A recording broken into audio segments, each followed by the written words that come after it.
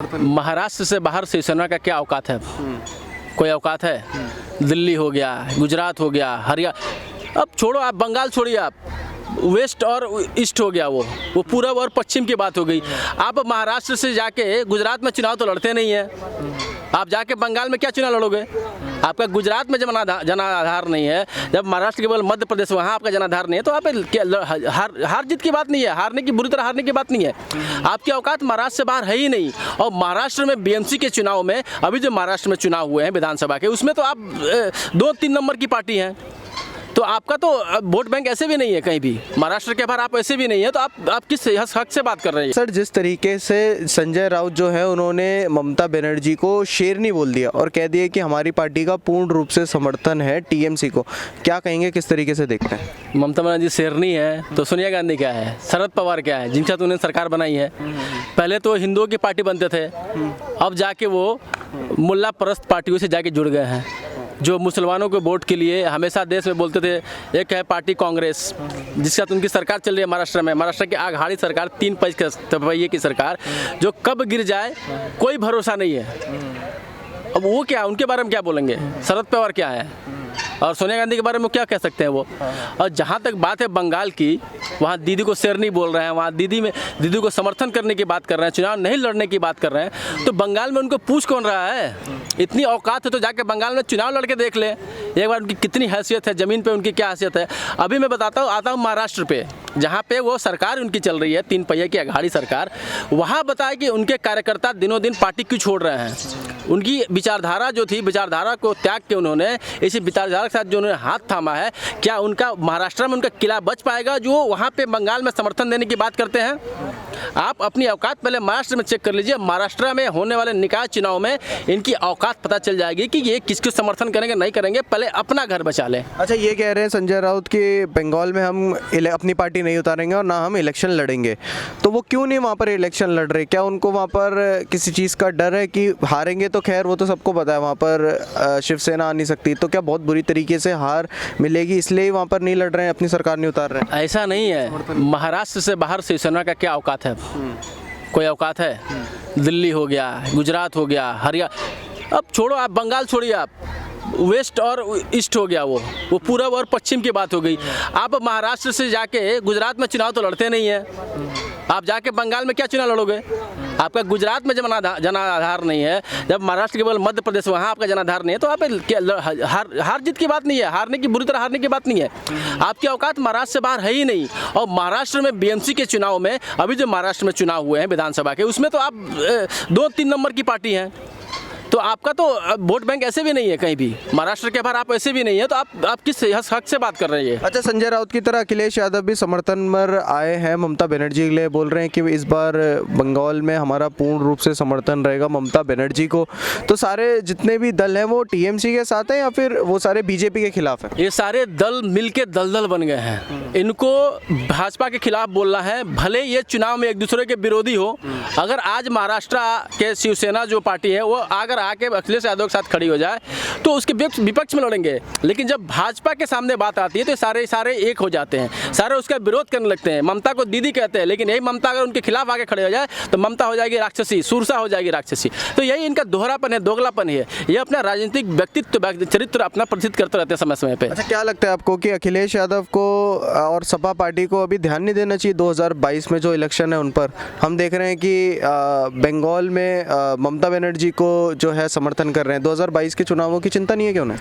बिल्कुल चिंता नहीं है उन्हें, कि उन्हें पता है उनकी करारी हार मिलने वाली है। जिस प्रकार से उन्होंने शासन किया है, जिस प्रकार से उन्होंने महिलाओं की सुरक्षा के साथ खिलवाड़ किया है। उनके एक पिताजी थे पहले, मुलायम सिंह यादव, अभी भी जीवित है मुलायम सिंह यादव, मैं उनके उज्जवल स्वास्थ्य की कामना करता हूँ, उनके दीर्घायु की कामना करता हूँ। लेकिन अभी मैं उनसे अखिलेश यादव से पूछना चाहता हूँ कि उनके पिताजी कहते थे कि लड़कों से गलती हो जाती है, किसी की बलात्कार का मामला तो कहते हैं लड़कियों से गलती हो जाती है, तो ऐसे सरकार को कौन चुनेगा? वो गलती से मुख्यमंत्री अखिलेश यादव बन गए। वैसे तो पढ़ के आए थे, ऑस्ट्रेलिया, लंदन, हार्वर्ड से पढ़ के आए थे, लेकिन वो रोड छाप, चवन्नी छाप बातें करते हैं। उन्होंने एक रोड क्या बनवा दिया, उन्होंने एक विकास का पैमाना समझ लिया। उत्तर प्रदेश में हमने रोड बनवा दिया, हाईवे बना दिया, ऐसा कर दिया। और अभी जो यूपी में चुनाव आने वाले हैं उनमें उसमें उनकी करारी हार होने वाली है। इसलिए होने वाली है कि ज़मीन पे उन्होंने कभी कार्य नहीं किया। ज़मीन पे वो कभी भी, मैं कहता हूँ कि अगर आप सरकार के विरोध करते हैं तो सरकार के अच्छे कामों की सराहना भी कीजिए, क्योंकि जनता में आपके लिए क्रेडिट स्कोर होगा। लेकिन वो कुछ नहीं, हर काम का विरोध करना। और आप जाते हो बंगाल चले जाओगे, आप महाराष्ट्र में सब समर्थन करोगे। आपने अपनी वोट बैंक की चिंता नहीं है, उनका जो यादव वोट बैंक है वो भी खिसक चुका है, उन्हें इनकी चिंता करनी चाहिए। आप बंगाल क्यों जाते हो, आप महाराष्ट्र क्यों जाते हो, एमपी क्यों जाते हो? आप बगल में, अगर आपको अपनी औकात चेक करनी है अखिलेश यादव जी, तो आप उत्तराखंड में चुनाव लड़के देख लीजिए। आप दिल्ली में क्यों चुनाव लड़ते हैं, आप हरियाणा में क्यों लड़ते हैं? आपको लखनऊ से और ये सफाई इटावा से तो पास ही में है। अब बात करते हैं सफाई की, बात करते हैं। पहले तो आपके सफाई में बड़े बड़े बॉलीवुड स्टार की डांस होते थे, नाच होते, नृत्य कार्यक्रम होता था। अब क्यों नहीं होता ये काम? अब क्यों नहीं होता? क्योंकि आपने सारे नृत्य कार्यक्रम सरकारी पैसे से किए थे। आपकी सरकार चली गई, अब कोई वहाँ पे सफाई महोत्सव नहीं होता है। अच्छा, चाहे हम शिवसेना की बात कर लें, या फिर हम टीएमसी की बात कर लें, या फिर हम अखिलेश यादव की सपा सरकार की बात कर लें, तीनों सरकारों में एक चीज़ कॉमन थी कि जिन्होंने भी इनके खिलाफ कुछ भी बोला उनको या तो मरवा दिया जाता है, या उनके घर से उठवा दिया जाता है, या उनके घर तोड़ दिए जाते हैं। तो क्या इसलिए ही तीनों की मानसिकता एक जैसी है, तभी समर्थन जो है मिल रहा है दोनों सरकारों का टीएमसी के लिए? अरे इनकी कोई हैसियत नहीं है। ये जहाँ जिस राज्य में इनकी सरकारें हैं, पहले वहाँ के लोगों की तो भला करेंगे। ये वहाँ के लोगों के विषय में सोचे ना। जो अभी टीएमसी की सरकार है, वहाँ पे टीएमसी की सरकार के ऊपर आरोप लग रहा है। वहाँ की जनता कह रही है, वहाँ का जो उनका मुख्य वोट बैंक है, जो जिसके लिए वो हाय तौबा हाय हल्ला मचाए रहती हैं, मुसलमान वोट। अब वहाँ का मुसलमान भी कह रहा है कि भैया हम तो परेशान हो गए। कटमनी, तोलाबाजी। कटमनी क्या होता है आपको पता है? कटमनी क्या होता है? कटमनी क्या होता है? अगर मैं एक मजदूर हूँ, सपोज दैट मैं एक मजदूर हूँ और मैं 500 कमाता हूँ, तो अब क्या है वहाँ पे, अगर मैं 500 कमाता हूँ तो शिवसेना का जो कार्यकर्ता है वो हर मोहल्ले में उन्होंने कार्यकर्ता छोड़ रखा है। वो आएगा, मोहल्ले में जाएगा, सबका दिहाड़ी में से 100 रुपये काटता है। इसको कहते हैं कटमनी। ये है सरकार, ममता बनर्जी की सरकार। ये है, ये उनका चरित्र है, जो गरीबों को लूट रही है। और उन्होंने वहाँ पे एक उद्योग नहीं लगाई 10 साल में। वो क्या बात करेंगे जो उद्योग नहीं लगाते हैं, और उद्योग लगते हैं तो उसको विरोध करते हैं। वही उद्योग गुजरात में जाके विकास करता है, और ये गुजरात मॉडल को फेल कर देते हैं। गुजरात मॉडल के वो करते हैं, नरेंद्र मोदी के ऊपर आक्षेप लगाते हैं, या जिस पार्टी पे आक्षेप लगाए उस लायक वो है नहीं। क्या लगता है आपको कि जो ममता बनर्जी हैं, क्या उनकी सरकार इस बार बंगाल में हारेगी या फिर जीतेगी? हम देख रहे हैं ममता बनर्जी को लगातार हर पार्टी से सपोर्ट मिल रहा है, चाहे हम इसमें शिवसेना की बात कर लें या सपा की बात कर लें, और भी कई सारे लोग हैं जो टीएमसी को सपोर्ट कर रहे हैं। तो क्या लगता है आपको किसकी लहर है वहाँ पर? देखिए, अभी तक तो लग रहा है कि टीएमसी का वहाँ पर हालत बहुत ख़राब है, क्योंकि अब वहाँ पे ना सपा का वोट बैंक है, ना वहाँ पे शिवसेना का वोट बैंक है, और जो वहाँ पे जो पार्टी जो पहले से 36 साल शासन में रह चुकी है उनका जब वोट बैंक नहीं है, तो भैया शिवसेना सपा को कौन पूछ रहा है? वहाँ पे जो कांग्रेस शासन था, कांग्रेस का शासन 1960 के करीब था, 10 साल शासन, 15 साल शासन रही, उनका वोट बैंक नहीं है। तो तुम तो बाहर वाले हो यार। यूपी से बंगाल की दूरी 1000 किलोमीटर है, तुम्हारी हैसियत क्या है? समर्थन करो या ना करो, कोई फर्क नहीं पड़ने वाला। वहाँ जनता के स्थानीय मुद्दे हैं, वहाँ कटमनी का मुद्दा है, वहाँ पे आतंकवाद का मुद्दा है, उग्रवाद का मुद्दा है, घुसपैठ का मुद्दा है। इन मुद्दों पर बात होनी चाहिए ना। कोई भी समर्थन करे, मतलब समर्थन का कोई फायदा नहीं है। समर्थन का कोई फायदा नहीं है। ममता बनर्जी ने जो पहले शासन वहाँ कम्युनिस्ट का था 35 साल, उस समय लोगों ने कम्युनिस्टों से तंग होके, कम्युनिस्टों के आतंकवाद से तंग होके, उग्रवाद से तंग होके ममता बनर्जी को चुना। उन्हें लगा कि ये कुछ करेगी हमारे लिए, क्योंकि ममता बनर्जी में पॉजिटिव कुछ चीज़ें लोगों में दिखी। लेकिन ममता बनर्जी ने उनसे भी ज़्यादा हद कर दी।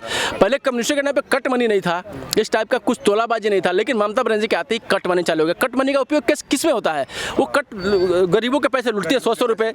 अब मान लीजिए कि वहाँ पर 10 लाख मजदूर है, 10 लाख मजदूरों के डेली 100 रुपये निकाला जाए तो कितने हो गए? 10 करोड़ हो गए डेली के उगाही। ये पैसे कहाँ लगते हैं? चुनावों में फंडिंग होती है, क्राउड फंडिंग होती है, लोगों को मारने में, दूसरे पार्टियों को ऊपर मरवाने में खर्च होता है, उनको ऊपर साजिश करने में खर्च होता है। तो ये ममता का चरित्र है। ममता की सरकार जानी चाहिए, क्योंकि वहाँ पे जनता उनसे कुछ नहीं है। उनका जो वोट बैंक है वही जब खिसक रहा है। उनके पार्टी के लोग, उनके पार्टी का भी नेता है कोई या अभी तिवारी, जितेंद्र तिवारी, मैंने उनको देखा है कि वो किसी टीवी चैनल पे बहस कर रहे थे टीएमसी नेता बन के, और और कल मैं देख रहा हूँ कि वो आज भाजपा में शामिल हो गए। कारण क्या है इसका? दिन ब दिन उनके पार्टी के लोग पार्टी छोड़ रहे हैं। क्या कारण है? कुछ तो कारण रहा होगा कि आपकी पार्टी से आप ही के जो चहेते 10 साल आपके साथ शासन में थे वही पार्टी छोड़ रहे हैं। पार्टी के छोड़ो, कार्यकर्ता तो छोड़ो, विधायक, मंत्री तक आपको पार्टी के छोड़ रहे थे। इसी से पता चलता है कि बंगाल में स्थिति क्या होने वाली है। चलिए, बहुत बहुत शुक्रिया सर।